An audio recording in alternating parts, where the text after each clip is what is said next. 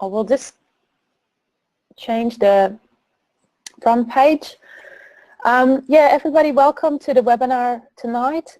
For those that have not joined before or are not so familiar with my work, a little introduction. So I have an extensive background in animal and equine nutrition. I have done various postgrad, undergrad studies in horses looking at calcium and phosphorus balance, looking at dietary transition and gut health in horses. And my latest project for my PhD, I was particularly focusing on the behavioral mechanisms of diet selection, so it had a more of a behavioral foraging component. And I was particularly looking at smell and taste in horses and in relation to their post-ingestive, so looking at a combination of pre-ingestive and post-ingestive cues. And particularly we're interested to know how horses can pick up on nutritional content, or do they use more their smell and taste. So I finalized the PhD and officially passed, so graduating later, and hopefully the thesis will be published in a couple of months. Besides my academic interest, I run the consulting MBA Equine Services, where I offer equine nutrition advice, property and pasture planning, and on the sideline, I see this more of a hobby. I also am interested in the equitation side of things, offering coaching and judging. And part of the property and pasture, I kind of evolved the equine permaculture movement, which is kind of separate. So it's separate from the consulting. It's pretty much about education, where we offer advice about sustainable farming, using permaculture principles, but we added the equine science component, or the equine component in it. So how can we apply this to a horse property? Because it's not only about people care and earth care and fair share, but also how can we make a better environment for the horse? And that's what equine permaculture is all about. And in my last webinar, I already gave a little bit information about that. We are trying to set up online courses where people could potentially do a PDC, or permaculture designer course, particularly focusing for horse properties. And together with some new developments also from an integrative nutrition science kind of background, we would like to offer more equine and environmental education, and I am going to talk about that a little bit later on, because we kind of started a new Facebook page, and also potentially soon a new website, where we really promote the education and hopefully offer very soon online courses and or a combination with online and face-to-face courses. So I will give a bit more information at the end. So that's pretty much my background. So many hats, but let's get back to the webinar. So the title said Secret Lives of Horses, and when Julie presented that title, I myself was wondering, well, what are these secrets? So I kind of decided to look into the time budget of horses and try to revisit some of the facts or the topics we already discussed in the enrichment or in previous webinars over the last 2 years. But particularly what we want to do in this webinar is link it to some of the recent findings of my survey study, and you may have actually been part of it. So I did an Australian study looking at the behaviors of pastured horses, because there was not a lot of information about browse-related behaviors or particular unusual behaviors on pasture, such as bark chewing and eating and licking dirt. And then what I want to do is link kind of the findings, so some of the suggestions that I made in these surveys and the results of these surveys, how can we use that information into property planning and in our feeding management? So really look at the applied sense. So that is pretty much what I want to present, and we are a little bit limited by time, but there are some interesting facts, or even the topics that we already addressed. I want to be a bit more specific about, for instance, foraging behavior, because there are some misconceptions a little bit about, for instance, the time budget of horses. So we already addressed in a lot of webinars, and in particular in the previous one where we talked about the enrichment, that when we look at free-roaming horses versus domesticated horses, their lives have completely changed. And the way we manage animals in pasture situations or in stable situations, we really can affect the animal in 3 major ways. And this altogether can affect the behavior. So we talk about, for instance, stereotypical behaviors, which are purposeless behaviors, repetitive behaviors that are generally indicators of welfare issues such as crib biting and weaving. Metabolic and digestive problems can arise because of feeding management, so high concentrate feeding or not enough fiber, such as colic, or pastures that are too lush. So for instance, the high productive pastures that we want for livestock can cause problems in horses. So this altogether can affect the behavior of horses, and it depends, of course, the degree of how much of these behaviors are prevalent are, of course, depending on the environment. So if horses are managed in stables versus paddocks, of course, there's a genetical component as well. So it's to a lesser or greater degree it may be affected. And in the survey, I was particularly interested in the pasture situation because most of the studies that looked at unusual or potential stereotypic behaviors have been only done in a stabled environment. So time budget of horses is something that we need to consider because that is kind of, I think, the foundation of how we should apply some of the management principles. And I think it's not a surprise. This is not probably the big secret when we talk about time budget. Of course, foraging is the biggest component. But what I want to highlight is that free-roaming horses show 10 to 15 distinct feeding bouts within a 24 periods. And those are then alternated with non-feeding behavior. And what is also interesting to highlight is that incorrectly, and I myself have also done this in some of my older popular publications for magazines, is that we say that natural feeding intake is up, around 16 to 18 hours per day, but that is actually more the higher end of when we look at the time budget of horses that are foraging. So they looked at, if you look at horses in free roaming situations, so feral horses, and you look at pastured horses, a combination of these studies actually show that if you average it, we look much more to the 12 or 13 hours. So that is more likely a 50% of the time budget spent on foraging. And this was highlighted by Dr. Andrea Ellis in 2010, who did a little review and kind of tried to combine some of these time budget studies. So that's an interesting fact that I wanted to share with you today. So when you look at the pie, this graph where we dissect and look at feeding and non-feeding behavior, we generally say that it's up to 60%, but that indeed is the higher end, so looking at that 16, 18 hour per day grazing. We can see this when, for instance, the quality of pasture or when the environment of vegetation quality is reduced. So during, for instance, winter periods, this may be much more of a situation where animals have to increase their intake to get to that nutritional, to meet their nutritional requirements. But during summer, they may actually reduce that and have much more of a 10 to 12 hour grazing budget. So that is an interesting fact. But no matter if we look at the top end or to the average, if we compare it to the domesticated horse, to this pie chart, we see here a typical time budget of a stabled horse, and what we see is that 65% of the time is non-feeding behavior, which is standing, and the feeding behavior is really reduced to 15 to 20% because we typically, in a stable situation, we feed horses in meals, so generally in the morning and in the evening, and in lovely situations where there may be even some forage provided around lunchtime. Our lunchtime, so around midday.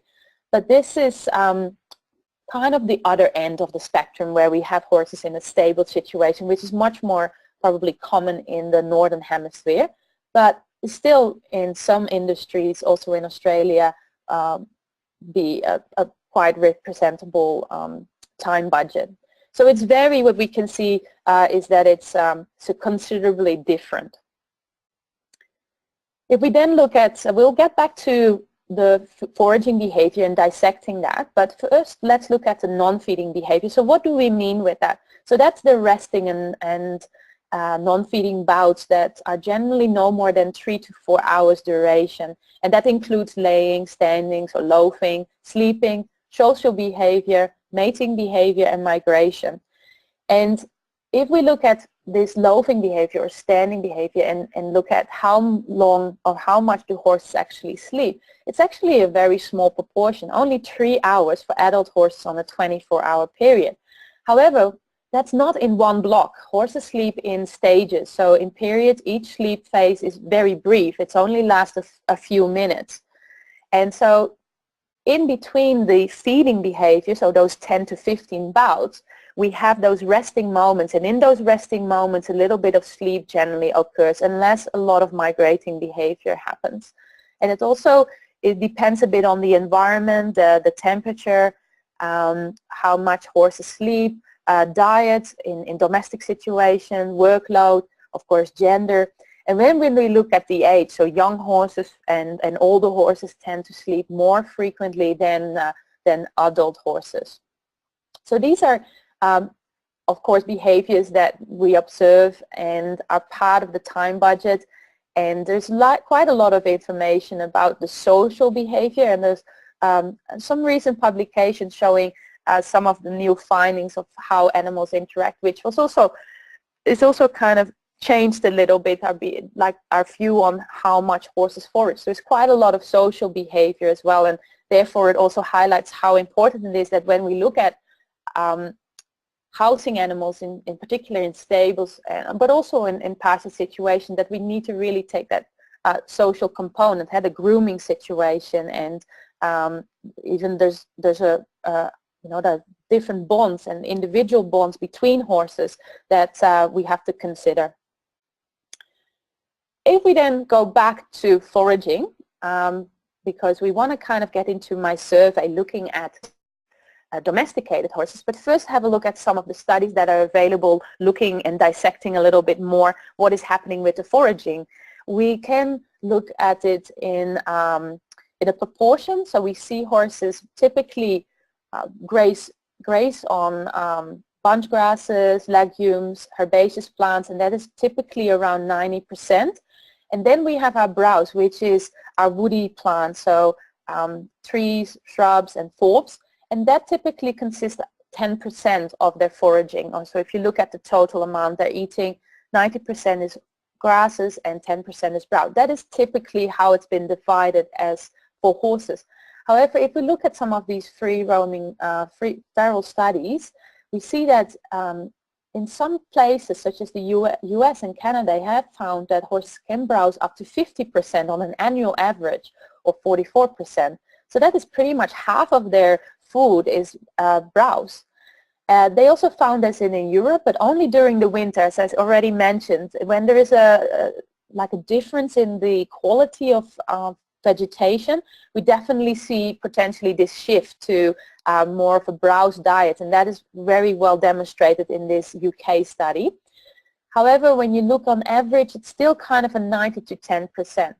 But what is interesting is that a lot of these studies, as I said, is done with feral horses, but when I started to do a search for my literature review for my PhD, where I wanted to look at foraging behavior, I could not find a lot about this ratio between foraging and browsing in pastured horses. And the only study I found that was published in a journal was actually an Australian study looking at back chewing in pastured horses, but it was a very, very small study and it was done in the 80s. So it was not a lot for me to work on, and so that has really led me to do a survey, and particularly because in Australia, where horses are typically kept on pasture, either in adjustment situations or more paddock situations, or if you have more pasture availability where animals are kept even in groups or with companions, and are only housed for certain periods, either for competing or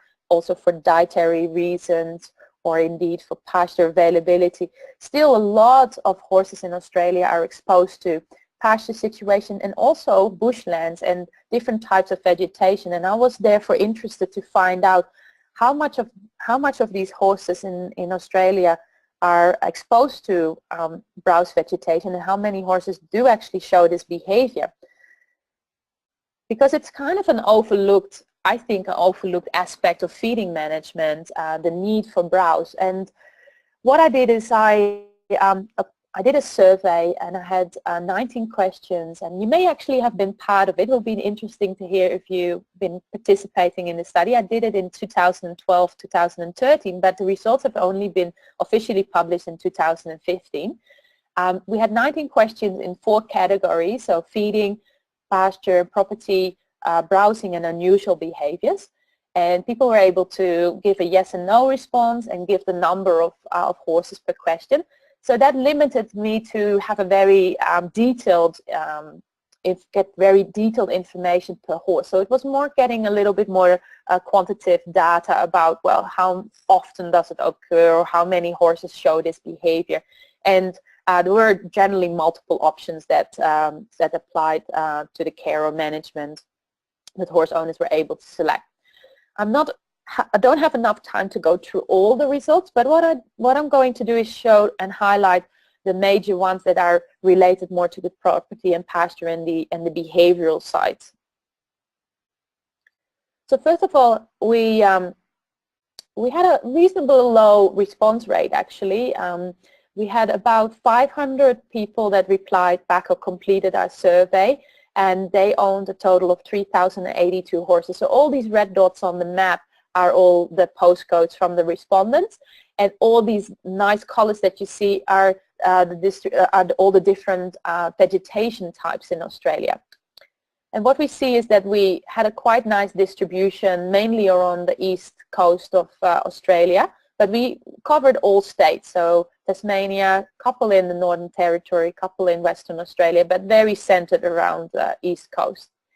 So of these horses, 85% had access to grazing area for 16 to 24 hours. So that confirms how many, you know, like that a large part of these horses are managed on pasture. However, of course, in a way, the survey was also selective to people responding to this survey. They, of course, have horses at pasture. So it was not surprised to find a high number. Of those owners, 3/4 were observing the horse browsing on various parts of non-pasture species. So that was an interesting finding, and I'm going to show the types and of browse in another slide. So first, I want to show the pasture problem, because I was interested, of course, to know the size and look at stock, in a way, stock density, but also if horse owners were experiencing any problems such as weeds and overgrazing. So 90% of the owners said that they have at least one or more of these pasture problems, and I did a frequency count. So I kind of looked at all the problems, or a selection of the problems, and kind of put them in a combination, and we found that weeds was the highest specified problem, which was 80% of the horse owners indicated that they're dealing with weeds. And then overgrazing was the second problem, which was at least 50% of the horse owners were dealing with overgrazing. And no surprise, those two in the combination were showing the highest combination count. So to a less extent, but still quite prevalent, was compaction, waterlogging, and I think that was because of the rains around that time, so there was a bit more flooding happening, and erosion, and salinity was to a lesser degree. And other problems were, for instance, boggy soils, tree branches, those kind of related problems, so more to soil texture problems. So the limitation of the study, though, was that, yes, people were able to say, I have this problem, but I cannot really say anything about the severity. And I will get back to that later, particularly when we're going to discuss this in relation to some of the unusual behaviors. So when we come back to the browsing, as I said, 73% of the horse owners observe their horse eating different parts of browse, and that's pretty much half of the horses of that population. And in the order of most observed to least observed, leaves and twigs and bark were the three major ones that horses seem to ingest. And then we wanted to know more about, well, what kind of types, and we actually got a whole list where people could put the species. But for the study, we didn't publish that, but it was very interesting to see for those people that could identify the species to see which were quite prevalent. So evergreens is not a surprise that that's the highest, had the highest percentage prevalence of horses consuming this type of browse. Then shrubs, deciduous trees, those were the three major ones, and the rest was kind of to a lesser degree. So it was interesting to see that people were kind of able to specify, were having an interest in specifying what type of browse, but it would have been a very big list, and journal papers don't like a lot of detail. But definitely something that I was able to use in the consultings when we get back to the fodder tree advice. That was very interesting to, very useful for that part.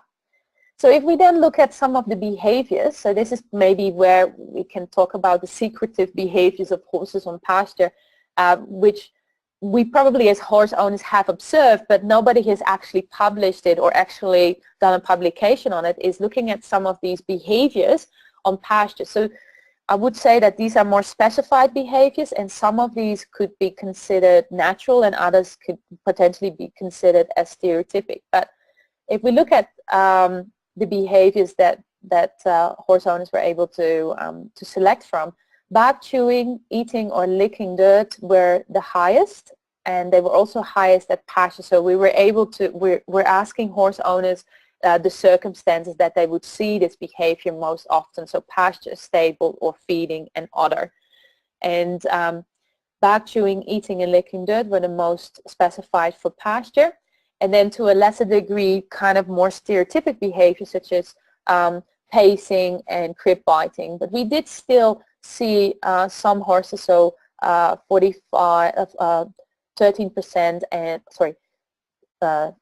46 horses and 13 horses that showed this particular kind of potential repetitive behavior. So what we highlighted that there are some behaviors that are unusual, or maybe something that we need to look into more, because even though we know that bark chewing and eating, licking dirt are considered natural behaviors, and that you occasionally can observe your horse doing, and again, the survey was not able to find out more how often, or I didn't continue asking how often horses would show this browsing behavior, or during which circumstances would they see this behavior. Would that be summer or winter, or also kind of being able to link that to potentially pasture problems.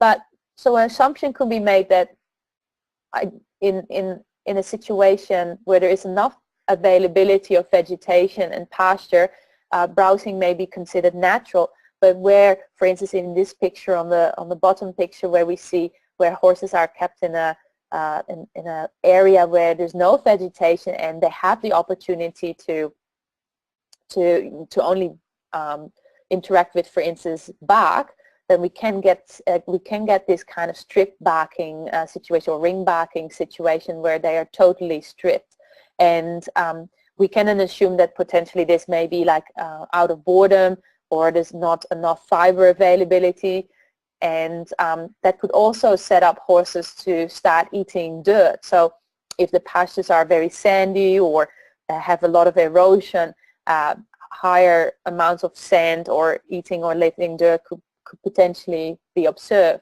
So it really was interesting to see this high prevalence, but I could not distinguish if that was because that was just naturally the horses were just eating a bit of bark, or was it more of a problem related to a reduced pasture availability. So that was very interesting to to kind of to discuss, but more research really has to be done. I didn't present too much about the feeding, but I found that a lot of, even though a lot of horses were on pasture, there was a heavy reliance on supplementary feeding. So concentrates and conserved forages were fed 90 to 80% of the horses. And as I said, pasture problems were observed, but on small and large grazing areas, but it was not really, I was not able to find out how much problems do these people have, like how much of these weeds and overgrazing is affecting the area and therefore has potentially reduced pasture availability. It was very interesting, and I think that really links to further studies. So browsing, yes, horses do select non-pasture species, but it's not really clear in my survey if it was because it was maybe reduced food availability, or if it was just because they wanted to have variety and was part of finding nutrients and potentially avoiding secondary compounds as well. That would be very interesting to study more. And then last, looking at that back chewing and eating and licking dirt, it really remains to still be studied if there is a large reoccurrence. So that had kind of offered me some suggestions for the industry to either study it more, because it's quite interesting, for instance, to look more at pasture conditions and the prevalence of potentially these unusual and stereotypical behaviors. Particularly back chewing, we don't really understand the motivations behind it. Some have said it's boredom, of course, in certain situations, or fiber or sugars or minerals. It's still very unclear what potentially the motivation may be for back chewing, but it may be largely influenced by the circumstances. If there is more, if horses can choose for more, or if there is not enough choice, if then they are a bit more forced to show this boredom behavior and start chewing back just to keep themselves occupied, because horses do have quickly oral stereotypical behaviors in captivity. So the other thing that is interesting that we could take from the study and that we can apply is, for instance, this knowledge on browse-related behavior. So that horses select on a variety of species is interesting, and that is something that we could apply into horse management and support some of these adaptive behaviors. So I already showed from feral horse studies that horses can substantially browse, but it's an overlooked management. I think it's an overlooked aspect in the feeding management of horses in pastured or in stable situations. So that's where some of the forage enrichment that we discussed in our previous webinar comes from. So I kind of, in a way, with a survey study, am able to show that we may have to consider this, and it may be something that we have to incorporate in our current feeding management. So how does that then kind of link back to then property planning? So I already kind of highlighted further on the fodder tree and shrub system. So here I have a nice picture where you can take some cuts, some browse, and then place it in feeding stations, in pastures, to offer horses variety. And as you can see, these horses have enough pasture, but when we put these this browse in these feeding stations, they would relish it. They really were focused on getting this browse. So it was just a nice enrichment, even though they have availability of other vegetation, just something new or something that they really prefer. It's just an additional feeding management strategy that we can incorporate, and it doesn't cost us a lot. We may have to plant maybe some trees if you don't have yet some fodder trees, but it is something that you can consider. So we have to look at also pasture availability. So we already discussed in some webinars about pasture management, looking at subdivisions to allow for more strategic grazing, so that we have enough recovery, that we can return the horse to have more have vegetation availability. Of course, looking at the layout, we may have to sometimes, in situations where the property doesn't have as much pasture, we may have to look at sacrifice areas, so central point or track paddocks, looking at the paddock paradise system, where we may have to offer horses a bit of vegetation and pasture, but at times have to remove them so that it can recover, or you may have to do it because of dietary management of horses that get quickly obese or sugar sensitive. So these are things that we have to consider, and we can actually utilize this browsing behavior by, even in a central point, at some of these browse stations. However, if you have the opportunity to manage it in your pasture, we do have to consider that horses will relish it. So we have to protect them for potential grazing or browsing, and we just have to fence it off. We can do that by just hot tape, and here I show some pictures where people have been putting up some special tree guards. In a way, sometimes you are dealing with a existing layout and you cannot move. You don't want to cut down trees because it offers, of course, shade and natural shelter.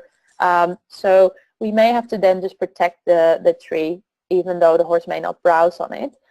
And additionally, at maybe browsing stations, so that the horse can browse on it, or have kind of a block of trees, so planting trees, but then have a fence around it, so that when it grows, that the branches can overhang the fences and that the horses can naturally browse it. So that's another option to consider. Here on this photo, you can see that these trees are just mainly protected. They are not necessarily considered for fodder trees. But you could make a combination where you plant some of the fodder trees and have a fence around it, so that you don't have to necessarily do cut and carry, but naturally when it grows, be able to offer fodder at the same time, a bit of shade. So we do have to consider protecting our trees, because even in a pasture situation, as I said, the browsing behavior of bark chewing still is shown to damage trees, so we have to protect our trees. So it's a bit of a combination between offering cut and carry system and tree planting. So the other thing that we have to consider is additional feeding management, because browse is pretty much only a supplementary. I see it as a supplementary feed, even though in nature we can see that horses could survive 50% on browsing. I would not recommend that horse owners would feed browse at that quantities. But I would see it more as a supplement, and maybe more of an enrichment situation than that we fully can have horses only on browse. We still have to consider, of course, our pasture and conserve forages as the main bulk of their diet. So providing enough fiber. If you don't have enough pasture, or you have to take your horses off pasture, you definitely have to consider looking at different types of hay, combination of grass hay and legume hay to reduce some of the sugar content. Haylage is another option. So you want to review the nutritional value depending on the type and class of horse and your workload of your horse.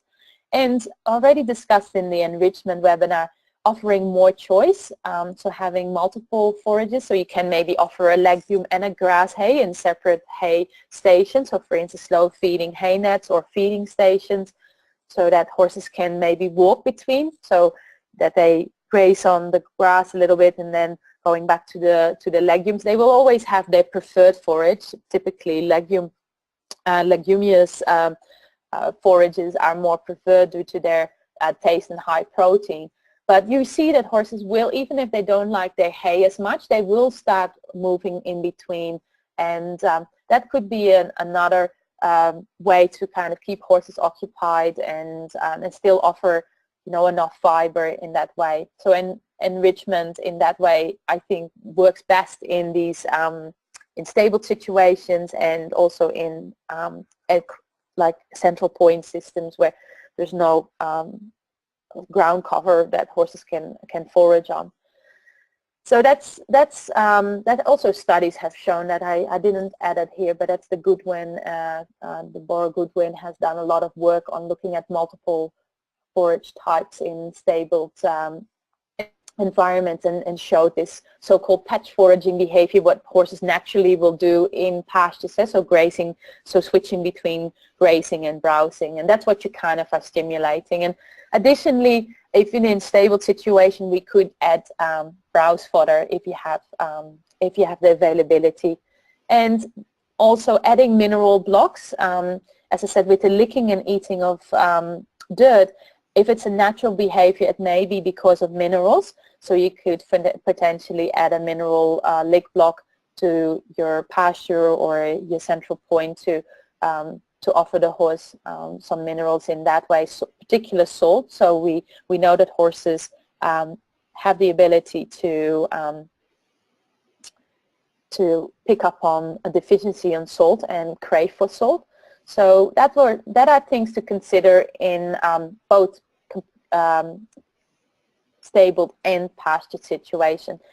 However, that doesn't say that the horse may not want to have a little bit of dirt, because besides having minerals in dirt, there may be also some microbes that the horse may be selecting. So there's different reasons why a dirt or eating or licking dirt may be beneficial to the horse. But again, once it gets very excessive, that's when we have to be, kind of thinking about, well, if the reoccurrence is a lot, it may actually be more of a boredom behavior, or there may be some digestive problems, and that needs to be, considered, because it can also cause potentially, particularly if it's a sandy soil, it can cause sand colic. So showing the behavior a little bit is natural, but when it gets to more of a pattern, more of a reoccurrence pattern, we may have to be, may